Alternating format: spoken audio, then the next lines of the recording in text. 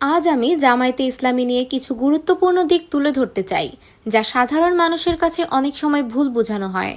প্রথমত, গত ৫৫ বছর ধরে বাংলাদেশের বিভিন্ন রাজনৈতিক দল নেতার পেছনে ঘুরে রাজনৈতিক শক্তি বাড়াতে ব্যস্ত ছিল। তারা নতুন কিছু গড়ে তুলতে পারল না, কিন্তু জামায়াতে ইসলামী একটি ভিন্ন পথে হাঁটছে। তারা অসংখ্য হাসপাতাল, ব্যাংক ও শিক্ষা প্রতিষ্ঠান তৈরি করেছে। এর মাধ্যমে তাদের নেতাকর্মীরা শুধু শিক্ষিত হয়নি, কর্মসংস্থানেরও সুযোগ পেয়েছে। এজন্য তাদেরকে চাঁদাবাজি বা অন্য কোনো অনৈতিক কর্মকাণ্ডে লিপ্ত হতে হয় না। দ্বিতীয়ত, জামায়াতের নেতাকর্মীরা নিজেরাই মাসিক অনুদান নিয়ে দলকে সমর্থন করে। তাদের মধ্যে কঠোর শৃঙ্খলা ও নৈতিকতা রয়েছে।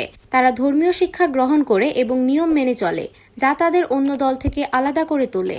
এখন ৭১-এর মুক্তিযুদ্ধের প্রসঙ্গে আসি।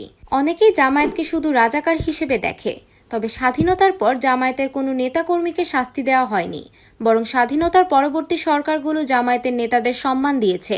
যেমন শেখ হাসিনা নির্বাচনের আগে জামায়াত নেতাদের কাছে দোয়া নিয়েছিলেন। অতীতে কিছু ভুল থাকতে পারে, কিন্তু আজকের জামায়াত দেশপ্রেম ও ইসলামী আদর্শে বিশ্বাসী। রাজনৈতিক প্রেক্ষাপটে বিএনপি ও আওয়ামী লীগের ভারতীয় প্রভাব অনেকের কাছে স্পষ্ট। বিএনপির শীর্ষ নেতারা দেশের বাইরে অবস্থান করছেন এবং ভারতকে সমর্থন করেন। অন্যদিকে জামায়াত সম্পূর্ণ দেশপ্রেমিক এবং দেশের স্বার্থে কাজ করে। সর্বশেষে নারীর অধিকার নিয়ে কিছু কথা। জামায়াত নারীদের উন্নয়ন ও কর্মসংস্থানের পক্ষে। তারা ইসলামী বিধান মেনে নারীদের সুরক্ষা ও মর্যাদা নিশ্চিত করে। জামায়াতের মূল বিশ্বাস হল ইসলামের আদর্শ মেনে উন্নয়ন সম্ভব।